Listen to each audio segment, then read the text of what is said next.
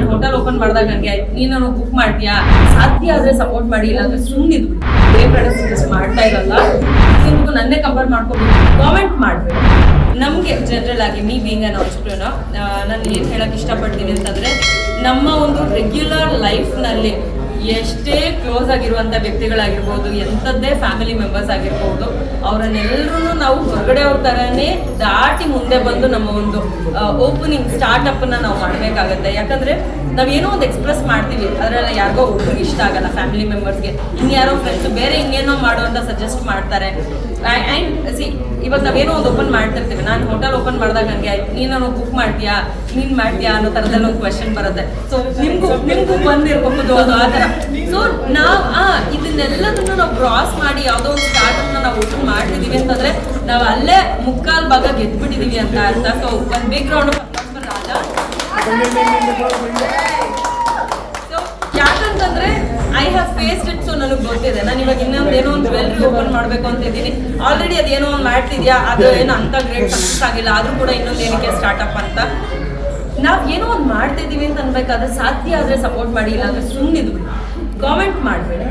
Because you are killing our confidence. ನಿಮಗೆ ಗೊತ್ತಿಲ್ಲದ್ರೆ ನಿಮ್ಗೆ ಅನ್ಸ್ಬೋದು ನೀವು ಇನ್ನೇನೋ ಒಂದು ಒಳ್ಳೆ ಸಜೆಸ್ಟ್ ಮಾಡ್ತಾ ಇದ್ದೀರಾ ಅಂತ. ಬಟ್ ನೀವು ಒಳ್ಳೆದನ್ನು ದೇವ್ರನ್ನ ಸಜೆಸ್ಟ್ ಮಾಡ್ತಾ ಇರಲ್ಲ. ನಿಮಗದು ಸರಿ ಇರ್ಬೋದು, ಬಟ್ ನಮ್ಗೆ ಇದೆಲ್ಲೋ ಒಂದು ಕಾರ್ನರಲ್ಲಿ ಅದು ಸರಿ ಅನ್ಸಿರುತ್ತೆ. ಸೊ ನಾವೇನು ಮಾಡ್ತಿದ್ದೀವಿ ಅದನ್ನು ಮಾಡೋದಕ್ಕೆ ಬಿಡಿ. ಆ್ಯಂಡ್ ನಾವು ಮಾಡಿದ್ರೆ ತಾನೇ ಸರಿ ತಪ್ಪುಗಳು ನಮಗೆ ಗೊತ್ತಾಗೋದಕ್ಕೆ ಸಾಧ್ಯ. ನಾವು ಟ್ರೈಯೇ ಮಾಡಲಿಲ್ಲ, ಅಟೆಂಪ್ಟೇ ಮಾಡಲಿಲ್ಲ ಅಂತಂದರೆ ಸರಿ ತಪ್ಪು ಹೇಗೆ ಗೊತ್ತಾಗುತ್ತೆ? ಸೊ ನಾವು ಲೈಫ್ನಲ್ಲಿ ಸಕ್ಸಸ್ ಆಗ್ತೀವೋ, ಸಕ್ಸೀಡ್ ಆಗ್ತೀವೋ ಇಲ್ಲವೋ ಅಂತ ನಮಗೆ ಗೊತ್ತಾಗಬೇಕು ಅಂತಂದರೆ we have to first attempt. ನಾವು ಅಟೆಂಪ್ಟ್ ಮಾಡಿದ್ರೇ ಅದು ಮುಂದಕ್ಕೆ ನಾವು ಹೆಜ್ಜೆ ಇಡೋದಕ್ಕೆ ಸಾಧ್ಯನೇ ಇಲ್ವಾ ಅಂತ ಗೊತ್ತಾಗೋದು. ಆ್ಯಂಡ್ ಅಟೆಂಪ್ಟ್ ಮಾಡಿದ ಮೇಲೆ ಸರಿ ಇತ್ತು ಅಂತಂದರೆ ಒಂದು ಹೆಜ್ಜೆ ಮುಂದೆ ಹೋಗ್ತೀವಿ. ಬೈ ಚಾನ್ಸ್ ತಪ್ಪಿತ್ತು ಅಂತಂದರೆ ತಿದ್ಕೊಂಡು ಇನ್ನೊಂದು ಏನೋ ಒಂದು ಮಾಡ್ತೀವಿ. ಸೊ ಅಗೇನ್ ಅಟೆಂಪ್ಟ್ ಮಾಡೋದು ಸಿಕ್ಕಾಪಟ್ಟೆ ಇಂಪಾರ್ಟೆಂಟ್ ಆಗುತ್ತೆ. ಆ್ಯಂಡ್ ಎಲ್ಲ ಹೆಣ್ಮಕ್ಳು ಆ ಥರದ್ದೊಂದು ಅಟೆಂಪ್ಟ್ ನಿಮ್ಮ ಲೈಫ್ನಲ್ಲಿ ಮಾಡಿ.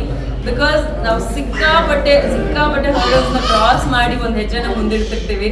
ಸೊ ನಿಮಗೆ ಸ್ಪೆಷಲ್ ಆಗಿ ಸಕ್ಸಸ್ ಸಿಗಲಿ, ಒಳ್ಳೇದಾಗಲಿ. ಯಾವ್ಯಾವ ಹೆಣ್ಮಕ್ಳು ಏನೇನು ಮಾಡ್ಬೇಕು ಅಂದ್ಕೊಂಡಿದ್ದೀರೋ ನಿಮ್ಗೆಲ್ರಿಗೂ ಒಳ್ಳೇದಾಗಲಿ, ಸಿಕ್ಕಾಪಟ್ಟೆ ಜಾಸ್ತಿ ಸಕ್ಸಸ್ ಸಿಗಲಿ.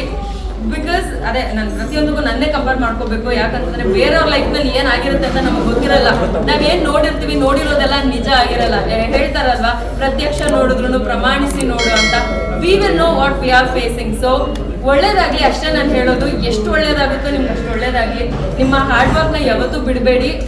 ಎಲ್ಲರಿಗೂ ಹಾರ್ಡ್ ವರ್ಕ್ ಯಾವತ್ತೂ ನಮ್ಮ ಕೈ ಬಿಡಲ್ಲ, ಜೊತೆಗೆ ಲಕ್ ಕೈ ಹಿಡಿಯುತ್ತೆ ಅಂತ ಹೇಳ್ತಾರೆ. ಅದು ನಮ್ಗೆ ಇನ್ಯಾವಾಗೋ ಫ್ಯೂಚರಲ್ಲಿ ಹಂಗಾದಾಗ ನಮ್ಗೆ ಅದ್ರ ಮೇಲೆ ನಂಬಿಕೆ ಬಂದಾಗ ಗೊತ್ತಾಗುತ್ತೆ. ಬಟ್ ಹಾರ್ಡ್ ವರ್ಕ್ ಯಾವತ್ತೂ ಕೈ ಬಿಡಲ್ಲ. 4 ಹೆಜ್ಜೆ ಮುಂದಿಡಬೇಕು ಅಂತ ನಾವು ಅಂದ್ಕೊಂಡಿರ್ಬೋದು, ಬಟ್ ನಮ್ಮ ಹಾರ್ಡ್ ವರ್ಕಿಂದ ನಾವು ಒಂದೊಂದೇ ಹೆಜ್ಜೆ ನಿಧಾನವಾಗಿ ಇಡ್ಬೋದು. ಸೊ ಯಾವತ್ತೂ ನಿಮ್ಮನ್ನ ನೀವು ನಂಬಿ. All the very best to the fitness. Women ಹೆಲ್ತ್ನ ಮೈಂಡಲ್ಲಿ ಇಟ್ಕೊಂಡು, ಅವರು ಒಂದು ಕಂಫರ್ಟ್ ಝೋನನ್ನು ತಲೆಯಲ್ಲಿ ಇಟ್ಕೊಂಡು ಅವ್ರಿಗೋಸ್ಕರ ಅಂತ ಮಾಡಿರೋಂಥ ಡಿ ಫಿಟ್ನೆಸ್ ಜಿಮ್. ದಯವಿಟ್ಟು ಎಲ್ಲರೂ ಜಾಯಿನ್ ಆಗಿ ನಿಮ್ಮ ಹೆಲ್ತ್ನ ಚೆನ್ನಾಗಿ ಇಟ್ಕೊಳ್ಳೋದ್ರ ಜೊತೆಗೆ ಇನ್ನೊಂದು ಹೆಣ್ಮಕ್ಳ ಸ್ಟಾರ್ಟಪ್ಗೆ ನೀವು ಸಪೋರ್ಟ್ ಮಾಡ್ತಾ ಇದ್ದೀರಾ, ಅದನ್ನು ಯಾವತ್ತೂ ತಲೆಯಲ್ಲಿ ಇಟ್ಕೊಳ್ಳಿ. ಆಲ್ ದಿ ಬೆಸ್ಟ್, ಒಳ್ಳೇದಾಗಲಿ.